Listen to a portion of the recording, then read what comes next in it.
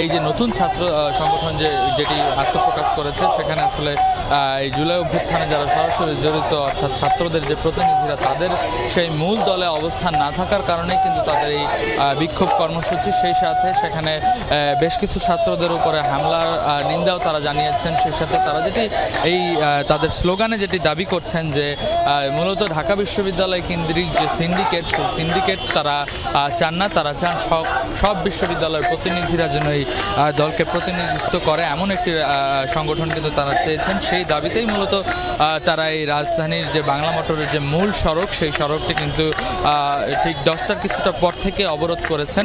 যদিও সড়কের এক পাশ অবরোধ করেছেন, বাকি 3 দিক কিন্তু ছাড়া আছে। এবং তারা যেটি বলছেন যে অবস্থান কর্মসূচির এক পর্যায়ে তারা এখানে বেশ কিছুক্ষণ ধরে অবস্থান নেবেন এবং তারপরে কিন্তু তারা তাদের যে সুনির্দিষ্ট দাবিগুলো আছে সেই দাবিগুলো নিয়ে একটি প্রেস ব্রিফিং করবেন। সেখানে আমাদের মূলত